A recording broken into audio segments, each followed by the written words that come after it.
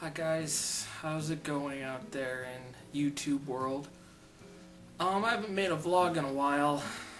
I'm sort of down in the dumps again. The subject today is regret. It's a topic I think is universal. You know, I think everyone could sort of relate to the word regret. I have trouble sleeping, as I've mentioned before, and I'd say the number one thing, oh, maybe I shouldn't say number one thing because there's a couple different things, but one that's near the top, the reasons I can't go to sleep at night is because of the regrets that I have, and have so many regrets, and just keeps me up at night. And it's not to say that if I could, you know, the question a lot of people ask people is, if you can go back, would you change anything? And that's a tough one to answer because on one hand, with all my regrets, obviously, I wish I could have done a lot of things different. But then you think, well,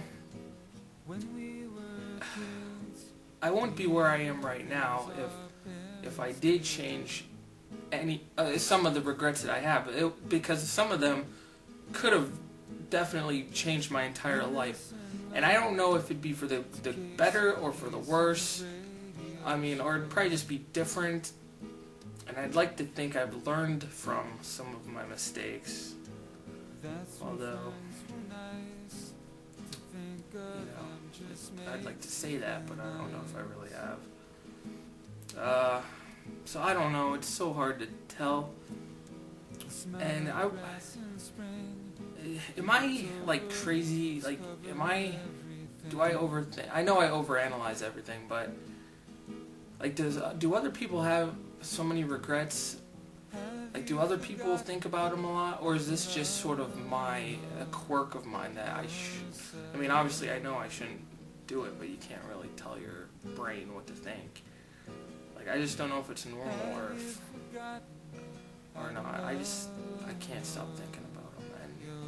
And so, do you people have regrets? A lot of them, and feel free to post any regrets. I would love to hear from other people on this subject, but I want to share with you my biggest regret in life. And like I said, I have so many of them. I could talk for hours. But the one that like sort of haunts me when I say it haunts me every day, people think, oh, you're exaggerating. I'm not exaggerating.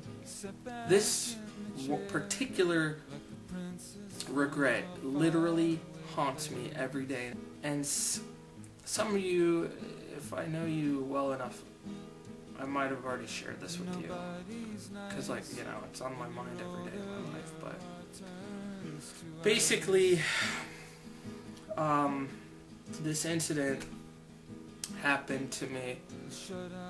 I moved to a new town, Parma, Ohio, and see, when I was a little lad, when I was younger, we moved around a lot. My mom, she moved around a lot. And it's, as anyone who's moved around a lot, especially when you're going to school, you know how hard it is to make friends. So I could never make friends. I mean, like, first grade, like, when I was really little, I had so many great friends, you know, first grade, second grade. And then once I moved, second grade's when I first moved during my school, you know, during school. Second grade's when I first moved, and it hit me hard because I lost a lot of friends, and then I was like the new kid, and I became pretty shy. But then I built a good friendships there, and then I moved again, and then again, and I got to the point where I could not make friends with anybody. I literally could not talk to a single soul. And then that's when the bullying started. Anyways, my regret here is one day, basically, as you can tell from my Nintendo videos, I'm a video game freak, or I should say Nintendo freak. Super Nintendo, Nintendo 64, and so on and so forth. And so Drug Mart, our local Drug Mart at the time, actually had video games to rent, which was sort of cool, because I don't know of many Drug Marts. I don't know if they do that anywhere else, but, and they were cheap. They were a lot cheaper than, say, like Blockbuster Video. So I would ride my bike up to Drug Mart on the weekends and use my allowance to get a video game. And I always looked forward to that, because, you know, no school, no being picked on, and I could play, you know, video games all weekend and stay up all night and dream and fantasize of friends, you know, that I wish I had, stuff like that. And then one day, I'm riding my bike, I get to Drug Mart, I get the game, I don't even know, I can't tell you what game it was. And then on the way home, I'm pedaling, and I see, I don't want to say far ahead of me, but in the distance, I see someone else on a bike, riding a bike too on the sidewalk. And I think to myself, oh no, because I'm pedaling at a normal speed, and in the far distance, it looks like this person's going rather slow, because I'm gaining on him pretty quick.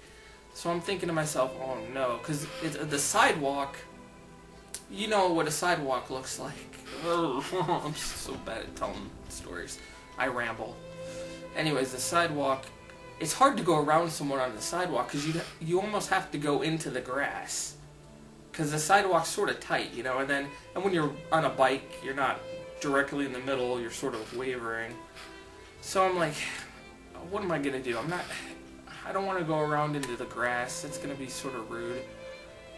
I don't know what I was thinking. I'm thinking, man, I wish he would speed up. And as I got closer, I noticed it was a kid about my age at the time, maybe a little younger. And in one hand, he has an ice cream cone, vanilla, I think. And, you know, he's licking away. His other hand, he's got on the bike, and he's trying to steer. That's why he's going so slow, because he's trying to eat an ice cream cone riding the bike. So he's sort of teetering. So I definitely didn't want to try passing him, because he's, you know. And so I'm thinking to myself, alright, I'm going to be, my road that I had to turn on, I was going to take a right. It was coming up. So I'm thinking, alright, I'll be okay, because when he, you know, he'll keep going straight, and then I'll take a right. And I'll be able to pass him then. Or I'll be able to I won't have to pass him at all.